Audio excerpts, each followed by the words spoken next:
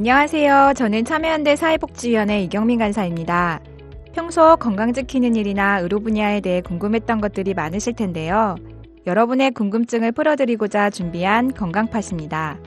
알쏭달쏭 궁금하지만 누가 속 시원히 알려주지 않는 질문에 대해 똑똑한 답변을 드리겠습니다. 지난번 제가 건강검진을 받았는데요. 의사 선생님이 충치가 있으니 빨리 치료받으라고 말씀을 하셨습니다. 그런데 아직도 치과에 가지 못하고 있어요. 아플 것 같아서 가지 못한 것도 있지만 치과 치료에 많은 비용이 들 것 같아 아직도 주저하고 있는데요. 이처럼 치과 치료는 치료 비용이 많이 든다는 느낌이 듭니다. 그래서 오늘 치과 의사이신 김영선 선생님을 모시고 충치 치료에 대해 알아보도록 하겠습니다.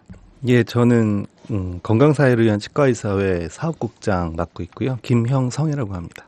네, 선생님 그럼 제가 첫 번째 질문을 좀 드릴게요. 약값은 어떤 약국을 가도 대체적으로 가격이 이제 비슷하잖아요. 근데 치과 치료, 특히 충치 치료는 치과마다 좀 차이가 큰데 왜 그런 걸까요? 그 치과에서 하는 치료의 대부분은 그러니까 건강보험으로 이렇게 보장이 되지 않는 치료들이거든요. 그러니까 약값이나 이런 것들은 이제 건강보험, 그러니까 나라에서 관리하는 그런 시장에만 맡겨진 게 아니다 보니까 이제 가격이 일정하게 유지가 되는 부분들이 있는데 치과 같은 경우에는 전체 치료의 약 15%만 건강보험이 보장을 하고 있고 나머지는 다 환자들이 본인이 스스로 돈을 내야 되는 거거든요. 그러니까 나머지 가격들은 대부분 시장 원리에 맡겨져 있는 거죠. 그래서 고가로 이제 판매 전략을 하고 있는 것도 있고 또 저가로 판매 전략을 하고 있는 것도 있고 이런 것들이 이제 그 시장에 맡겨진 상황이기 때문에 가격 차이가 많이 나는 거고요. 그리고 또 한 가지 문제는 그 치과 치료를 하는 데 있어서 이 치아를 어떻게 치료를 해야 되는가 하는 방법을 결정할 때 있어서 치과에서마다 차이가 날 수밖에 없어요. 그건 이제 근본적으로 그런 건데 사실은 이건 뭐 모든 의과적인 것들이 마찬가지겠죠. 예를 들면 아주 분명한 게 아니라면 맹장이 터져서 수술을 해야 된다. 이런 거나 아니면 치아가 완전히 부러져서 너무 아프다. 뭐 이런 경우가 아니라면 실은 나머지 부분에 대해서는 치료의 어떤 경계선들이 아주 분명할 수는 없어요. 그렇다 하더라도 이제 교과서에 근거한 그리고 근거가 있는 치료들 이런 것들을 해야 되는 정답이라에 가까운 것들은 있겠지만 그 양극단의 과잉 진료와 지나치게 소극적인 진료의 어떤 그 차이점들은 존재할 수밖에 없죠. 그런데 이것들이 시장에 맡겨지면 당연히 돈을 좀 더 벌려고 하는 그 기전들이 작동을 하게 되니까 이제 가격 차이도 많이 나게 되고 과잉 진료 현상도 일어나게 되고 이제 그렇게 되는 거죠. 그러니까 치과 치료에 건강보험이 좀 적용되는 항목이 좀 적다라고 보면 되는 건가요? 그래서 본인 부담금이 높아지는 거고요. 그렇죠. 이제 정확하게는 본인 부담금은 건강보험에서 보장해 주는 부분에 대해서 지불하는 금액이니까 그건 정해져 있는 거고요. 근데 그게 전체 치과에서 우리 국민들이 쓰고 있는 돈의 15%밖에 안 되고 나머지 치료비 85%에 해당되는 것들은 그 본인 부담금이 아니고 그냥 치과에서 내라고 하면 내야 되는 그런 돈인 거죠. 네네네. 그러니까 지금 말씀드렸지만, 그러니까 우리가 보통 일반적으로 많이 가는 병원들 있잖아요. 소아과, 뭐 내과, 가정의학과, 암이 발생했다 그러면 수술하러 병원을 간다든가 이런 부분에 있어서 건강보험에서 보장하고 있는 내용들이 상당히 높아요. 한 70% 이상 되는 상황이니까 네네. 나머지 30%의 비급여는 이제 이런 거죠. 예쁘게 만들고 싶으면 성형수술이라든가 뭐 피부를 뭐 예쁘게 하는 레이저 같은 걸 한다든가 이런 것들에 대해서만 비보험인 거거든요. 근데 이제 치과 같은 게 그게 이제 완전히 거꾸로 되어 있고 80% 이상이 본인이 알아서 치료를 해야 되는 부분이다 보니까 시장에 막 많이 맡겨져 있는 거죠. 시장에 맡겨두면 뭔가 그 우리나라는 특히나 이제 공공병원들 굉장히 적은 숫자이기 때문에 모두가 어쨌든 개업을 하고 이제 어떤 수지타산을 함께 경영을 해야 되는 병원들이 대부분이다 보니까 그런 현상들이 일어날 수밖에 없는 겁니다. 그러니까 소아과, 내과는 급여가 되는 부분이 높은 반면에 치과는 이제 비급여가 굉장히 높다라는 말씀이신 거죠. 그렇죠. 네. 그래서 좀 이 소비자들이 과잉 진료를 피하기 위해서 이제 인터넷을 통해 가지고 알아보기도 하는데요. 저도 검색을 해봤더니 다양한 방법들이 좀 나와 있었어요. 그래서 그 방법들을 저희가 적용하는 게 맞는 건지 그거에 대해서 좀 알려주세요.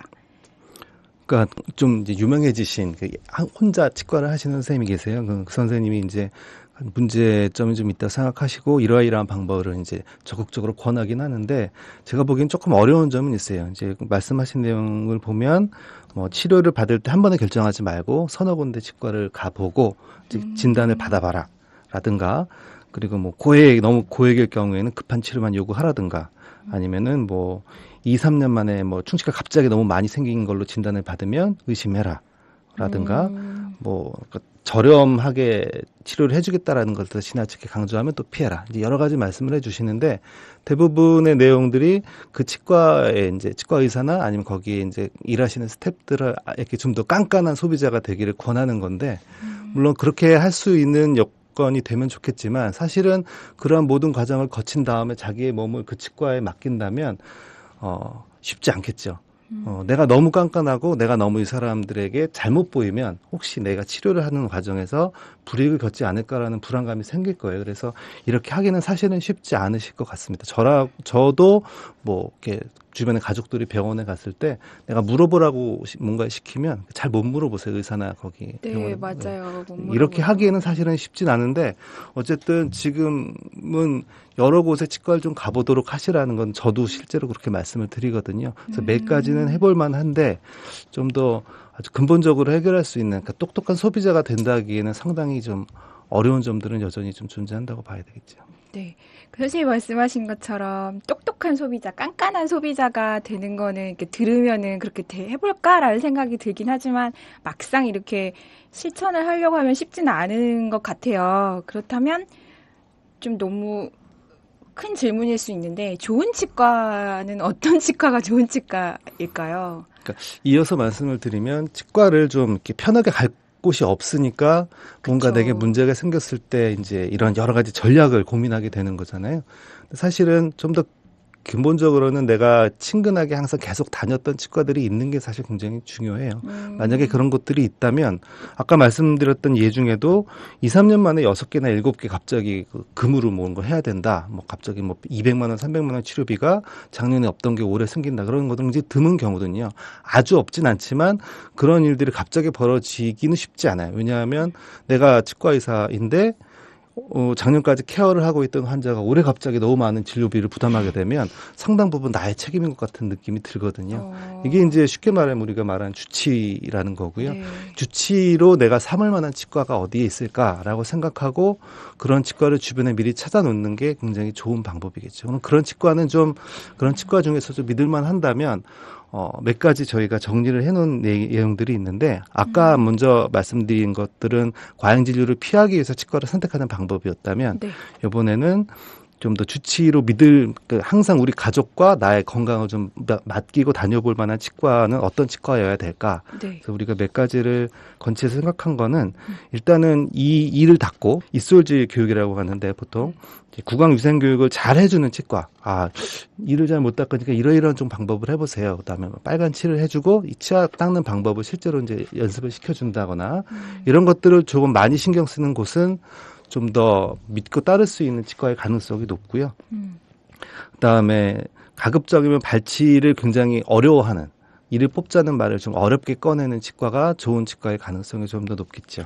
그리고 뭐 스케일링 무료 무슨 뭐 하면 뭐 하나 더 해주고 이런 것들은 사실은 뭔가를 많이 그러니까 치료를 하게 해서 그런 사람들을 많이 모으겠다라는 그 병원의 전략일 수 있기 때문에 그런 것들이 과도한 것은 좀 피해야 되지 않을까 싶어요. 그리고 지나치게 가격을 내세운다든가 광고가 지나치게 많다든가 이런 것들은 조금 피하는 것이 좋겠고 그다음에 치과 의사는 잘 서로 얘기를 하기가 어렵고 대부분 스텝에게 진단이나 이제 그 검진을 받는다거나 그럴 경우에는 이제 좀 피하는 게 좋겠죠.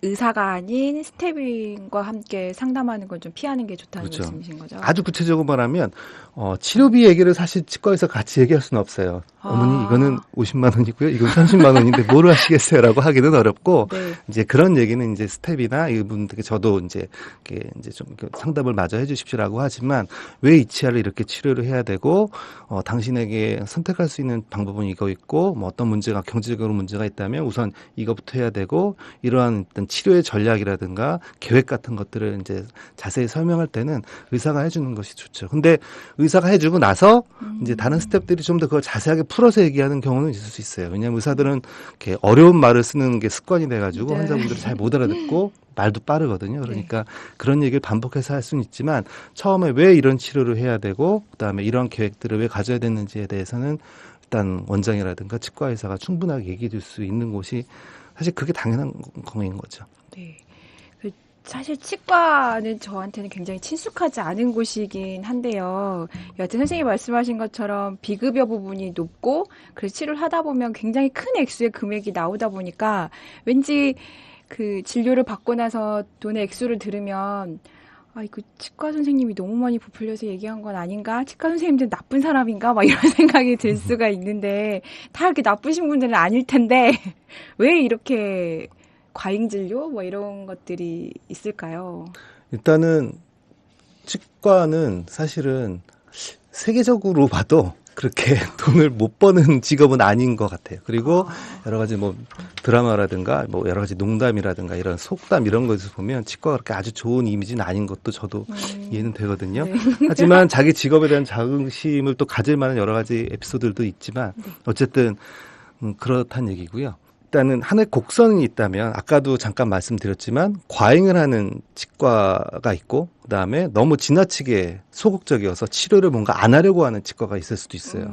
예를 들면 아주 관료적인 사회에 있는 그리고 꼬박꼬박 아주 봉급을 받고 내가 열심히 일을 안 해도 뭔가 된다. 이런 관료적인 사회에 있는 치과 의사가 있다면 일을 안 하려고 하겠죠.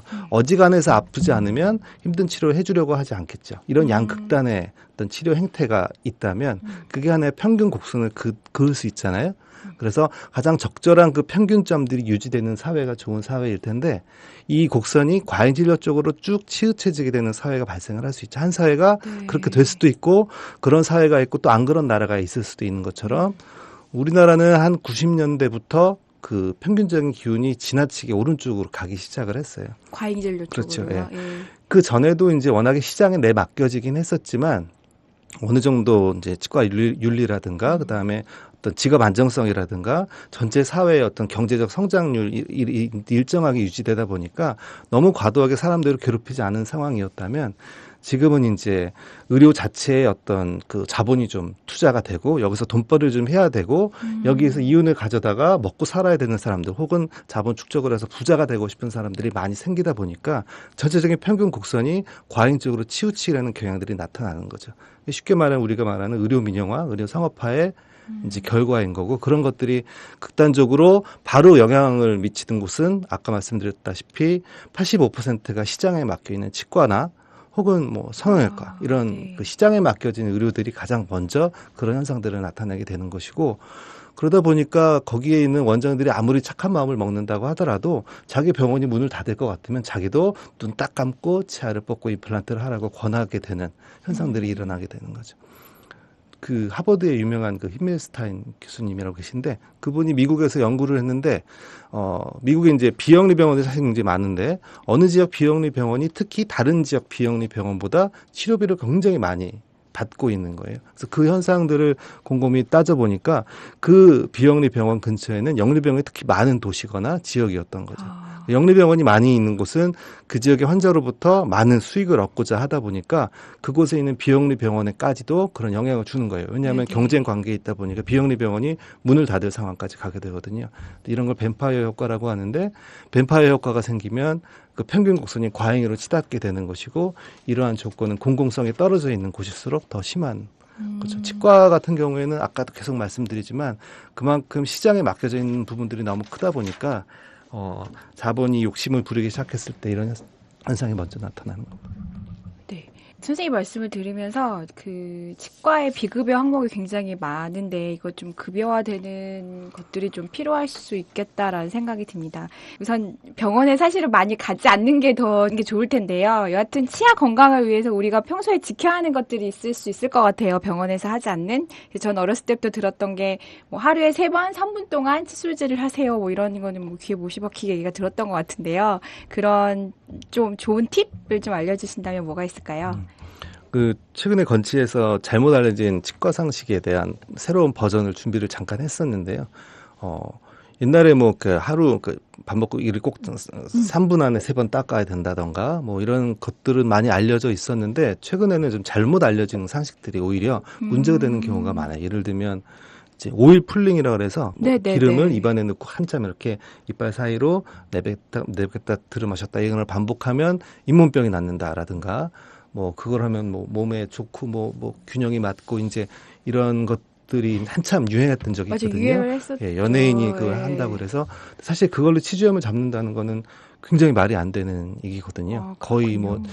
잇몸약 이가 뭐 이런 약을 먹으면 잇몸이 건강해진다는 것처럼 과잉을 넘어서 굉장히 잘못된 상식이거든요. 이제 그런 상식들을 좀 끊어내는 게 굉장히 중요하고 이솔질 말씀하셨는데 이솔질도 이제는 좀 더 업그레이드를 할 필요가 있어요. 근데 첫 번째는 이솔질을 할 때 가장 중요한 건 이제는 많이 하는 게 중요한 게 아니고요. 하루에 한 번 확실히 하는 게 제일 중요합니다.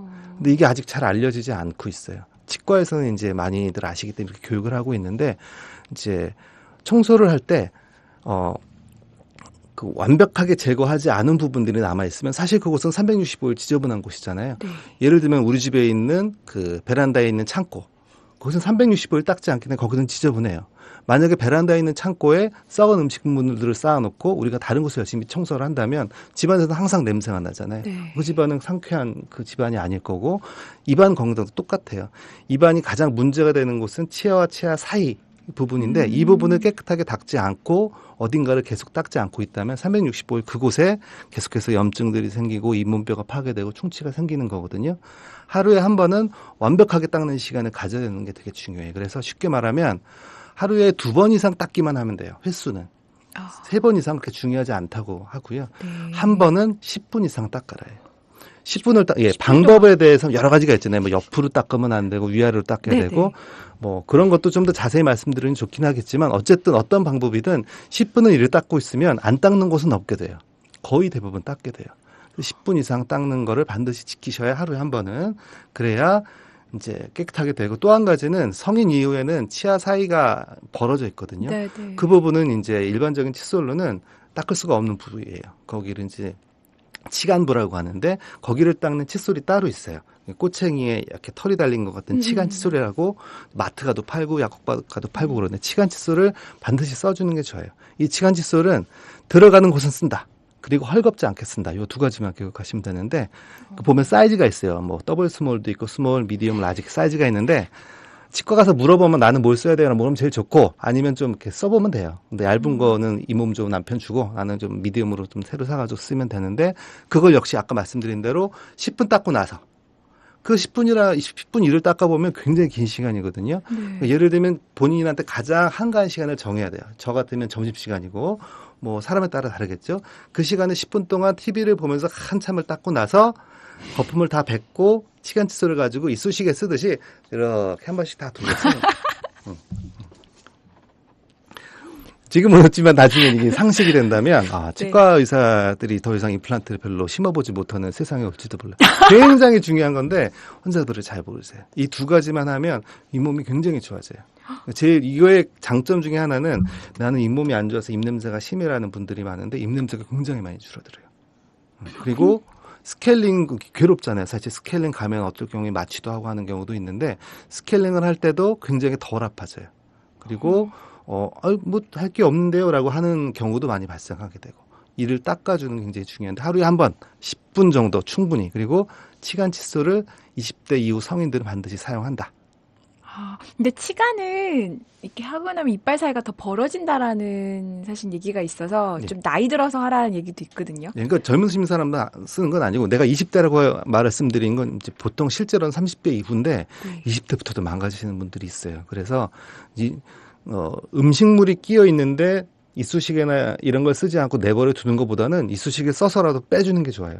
그리고 그다음에 치아 사이가 이미 벌어져 있는데 이쑤시개를 거기에 습관처럼 막 쐐기처럼 박아서 이렇게 넣는 이상한 습관이 아닌 이상 거기에 잇몸 치간 칫솔로 넣어서 벌어지는 게 아니고 잇몸이 이제 수축이 돼서 좀 더 단단해지는 현상이에요. 그래서 그거보다는 치간 칫솔을 쓰는 것이 더 맞습니다. 네. 아까 제가 말씀드렸잖아요. 들어가는 곳에 쓴다. 어떻게 약간 빡빡하게 쓴다. 이게 팁이에요. 약간 빡빡하게. 들어가는데 약간 빡빡하게 쓴다. 여러분 기억하시면 좋을 것 같습니다.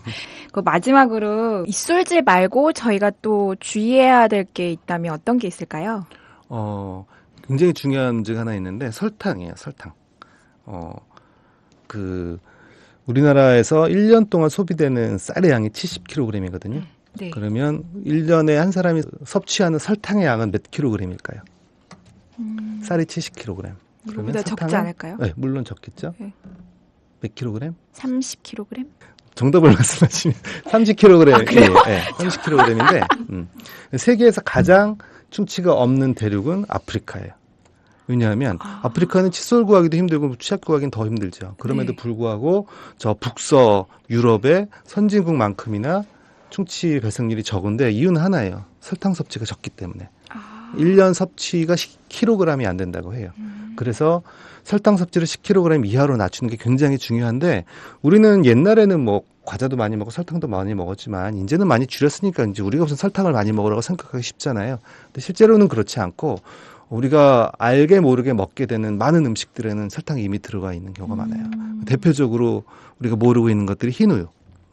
흰우유 안에는 6에서 9g 정도의 흰설탕이 들어가 있어요. 왜 들어가냐면 네. 맛 때문이에요. 설탕이 들어가지 않은 우유는 맛이 없나 봐요. 9g이면 2숟가락. 그리고 우리가 이온 음료, 250ml 이온 음료나 뭐 콜라나 이런 것들에 들어있는 거는 한 30g. 그러니까 10숟가락. 각설탕은 8개, 9개 정도 양이거든요. 정말 많이 들어가네요. 그렇죠. 이거는 사실은 비만이라든가 당뇨의 문제인 것도 있지만 여전히 충치의 문제인 것도 있는 거예요. 그래서 전체적인 이 설탕 섭취를 줄여야 되는데 우리가 잘 해온 것도 있어요. 2007년도인가 학교 안에 옛날엔 자판기가 있었어요. 그래서 학생, 중고등학생들이 초등학생도 마찬가지고 콜라를 자판기에서 빼먹었던 시대가 있었어요. 다행히 한 10년 전에 그건 금지가 돼서 없어졌고 스쿨존이라는 것이 만들어져서 이제 여러 가지 불량식품이라든가 건강 위해 식품들은 판매를 이제 제한을 하고 있는데 그래도 문방구나 이런 데 가면 많이 사 먹을 수가 있잖아요. 그래서 설탕 섭취 단순히 우리가 알고 있는 사탕이라든가 이런 것들만 말하는 게 아니고 전체 음식물 안에 들어있는 설탕을 줄이는 게 굉장히 중요하고요.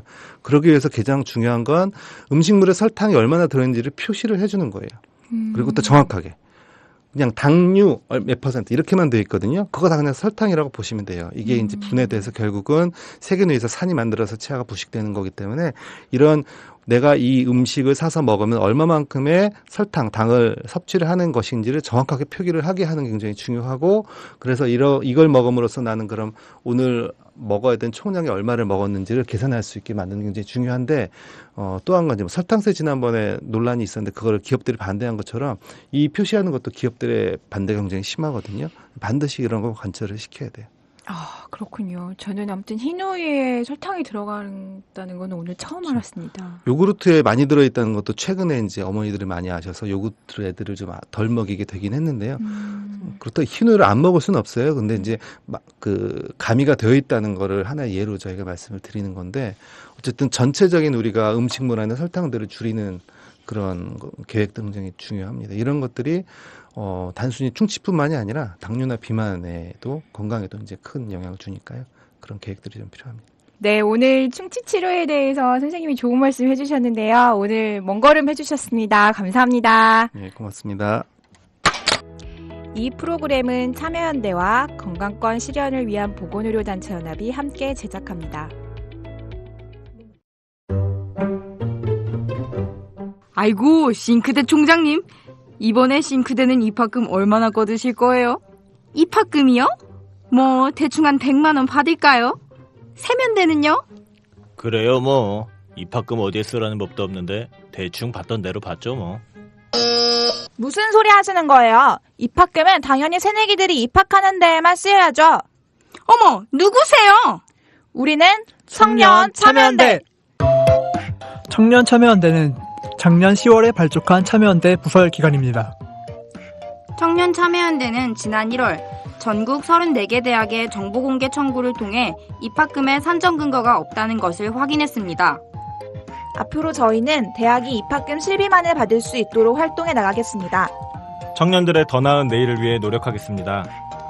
참여연대는 정보 지원금을 받지 않습니다. 청년 참여연대의 후원 회원이 되어주세요.